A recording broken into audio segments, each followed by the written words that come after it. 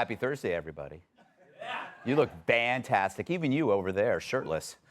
Yummy. So President Biden is dead. Last when it comes to the Democratic choice for president.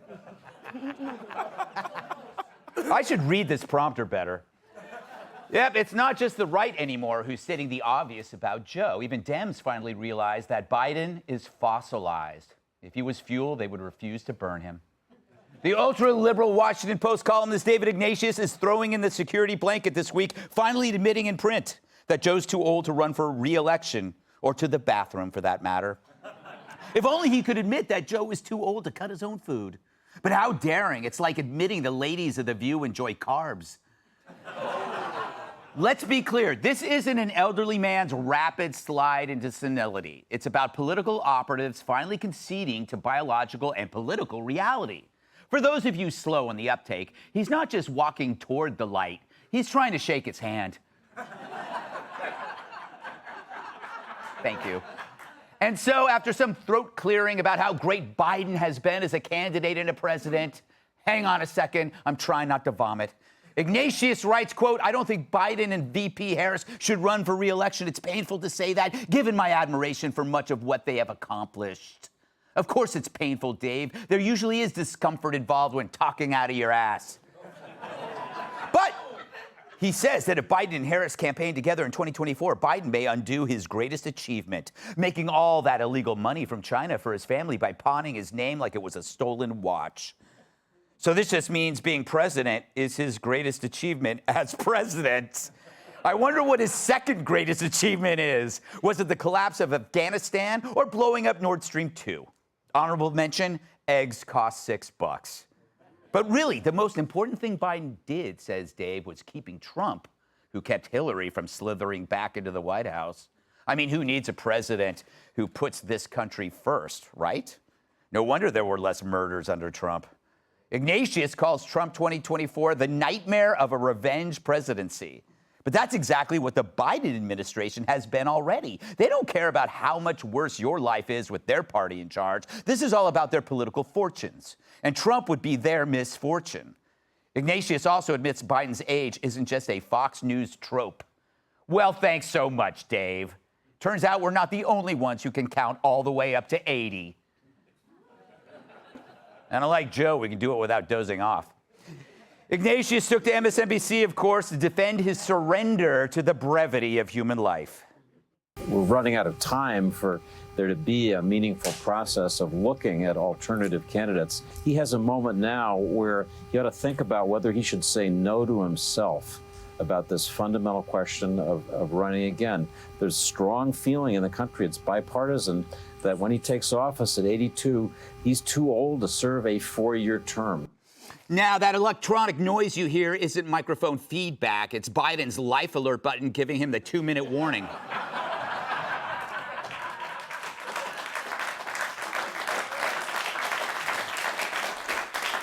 So is this just the Democratic Party getting Biden out of the way ahead of the impeachment hearings?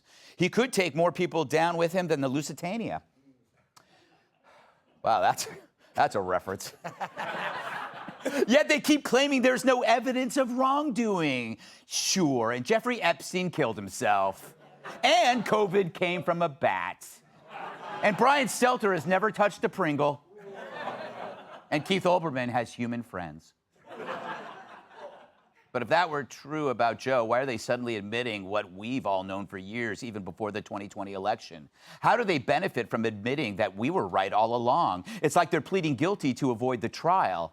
And yes, they're pretending this is all their idea, much like Joe Biden's speeches. You can gaslight people about a lot of things, like diversity is our strength, or white supremacy is our biggest domestic threat, or corn pop was a bitch. You can lie to them about inflation and foreign policy. You can even say this mouth-breathing hump is the smartest guy you know. But you can't un-old Joe Biden, not even with 24 mothballs and a fresh change of formaldehyde. He looks old, he acts old, he is old. The upside, he still poops like a 2-year-old. But even the White House press corps is catching on, or rather they realize they no longer need to pretend Biden is mentally fit to be president. Hell, it's a stretch to pretend Biden is mentally fit to beat John Fetterman at checkers. Damn, roll it. The president has lied about being at ground zero the day after the September 11th attacks. Falsely claimed he saw the Pittsburgh Bridge collapse. Claimed his grandfather died in the hospital days before his birth. What is going on with the president? Is he just believing things that didn't happen did happen, or is he just randomly making stuff up?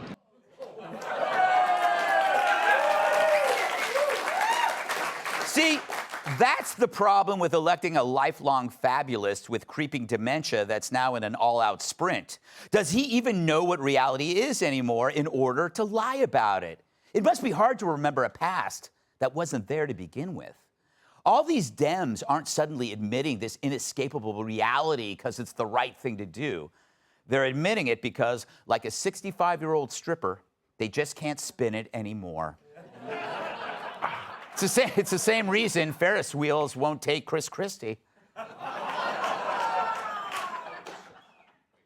And it's not just Joe, it's Kamala. Other columnists are also floating several options to replace Harris, including LA Mayor Karen Bass, Michigan Governor Gretchen Whitmer, and a used cocktail napkin. Heck, even Pelosi, when given the opportunity to back Kamala, can't help but deflect. Is Vice President Kamala Harris the best running mate for this president? He thinks so, and that's what matters. And by the way, you think so? She's very politically astute. I don't think people give her enough credit. But do you think she is the best running mate, though?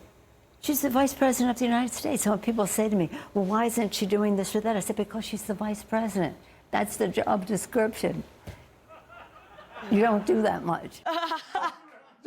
Yeah, I still give her credit for being able to move her face. But finally, we agree the VP doesn't do crap. But back to Joe. There are plenty of 80-year-old Americans who are still mentally and physically capable of handling the presidency. You got Clint Eastwood, William Shatner, Steve Doocy. So kudos to these Dems for finally admitting it. They finally learned not to put all your eggs in one casket. So it's no longer if he's out for 2024, it feels like when. They should just give him the gold watch and show him out. Except he might mistake it for a bribe and ask what Ukrainian prosecutor he needs to fire. Vegas is smart. They'll start taking bets from viewers on what month he'll drop out. Right, Joe? No. I'm not going anywhere, man. And nobody's going to do anything about it. And you know why, right? Because I'm holding a little something. It's called Kamala insurance. That's right. You think I got low numbers? Take a look at a Harris poll. Yeah, she's better insurance than Flo from Progressive. And come to think of it, she wouldn't look bad in one of them white pantsuits. Laugh it up, Laffy Kathy. Welcome tonight's guest. He's the only gym I go to when I need to work out. Comedian and co-host of the Jim Norton and Sam Roberts Show, Jim Norton. At first you're infatuated, then you're assassinated. Former CIA operative and host of the President's Daily Brief podcast, Mike Baker. She's truly a Renaissance woman. She has scurvy and gets called a witch. New York Times bestselling author and Fox News contributor, Kat Tipp. And since he retired from wrestling, his new passion is full contact bingo. New York Times bestselling author, comedian, former NWA World Champion, Tyrus.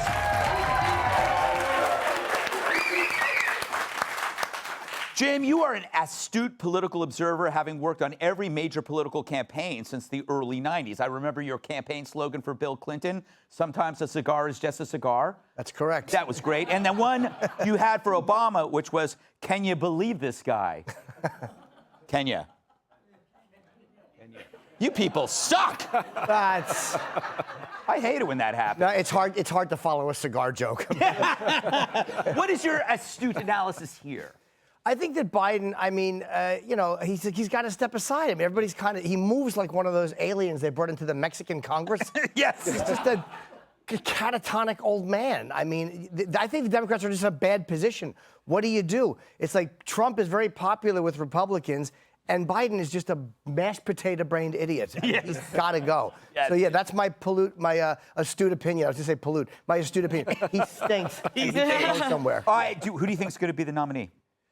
Biden. I think it's going to be Biden. Wow, 100%. that's amazing. It's going to be Biden. That's amazing. You know, Mike, you're a card-carrying member of the deep state. Yeah. You've planned every coup since the 1950s and even dated Marilyn McCoo and Billy Davis Jr. I did. Doesn't this feel like to you an intelligence operation? They put the bat signal out, and Washington Post and NBC and MSNBC all fell in line. Did you get the word? I did. They ran the column, David Ignatius' column, past me first. And look, there's no doubt that he didn't kind of run this past some Washington insiders, right? Yeah. He's not just going to, he's been there for so long. He knows what this would mean if he was the only person saying this in print. So he ran this past there, put it out there, and I would have agreed with Jim in the past. I would have said even a couple of months ago, yeah, Biden's going to be the nominee. But I really believe they're setting the table here. And they're deadly afraid of Kamala Harris. And the only way to move her off the scene is to have Biden step away. Right. Then they clear the decks and they get somebody else in. The only other thing I would say quickly is, have you ever noticed that politics is the only occupation where age doesn't matter?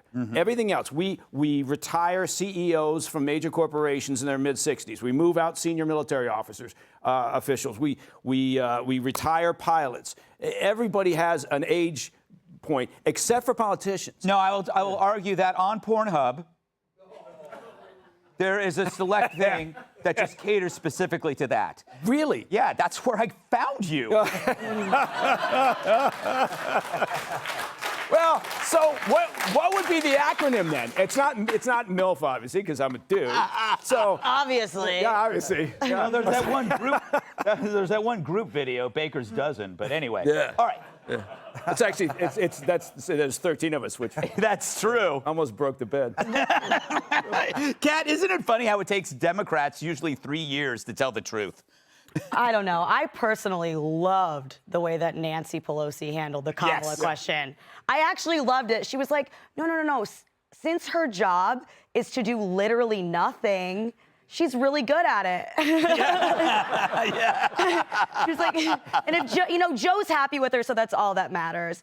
It's like when you introduce your friends to the new guy that you're dating. Yeah. And they're all like, he was nice. Yes. Which is what you say when you mean ugly and boring. Because if it was anything else, then you could think of a better word than nice. And then they're like, if you press them further, they're like, well, as long as you're happy. Yes. That's the worst thing. That's exactly what it was savage. But you could never say it was savage because she was so nice about it. Yeah, she's a pro, and I mean that in the best possible sense. Tyrus, what if Joe doesn't go and Dr. Jill, a pediatric neurosurgeon who discovered penicillin, leads the resistance? What do you do? Well, he's not going to go. Otherwise, he would have went. Yeah.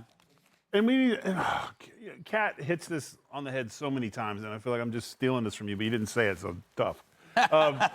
It's not the number. They keep saying old. It's not old. It's him. He's done and he's shot out. He's finished. Doesn't care what age you made him. He was always behind no matter what age he was in. Go back and look at his history. You know, they're like, oh my God, he's telling lies. Have you not seen the last 37 years? He's lied about everything. He never stops lying. That's the great thing about him getting Alzheimer's. He doesn't have to remember. Yeah. So it's like he'll just make it up as he goes.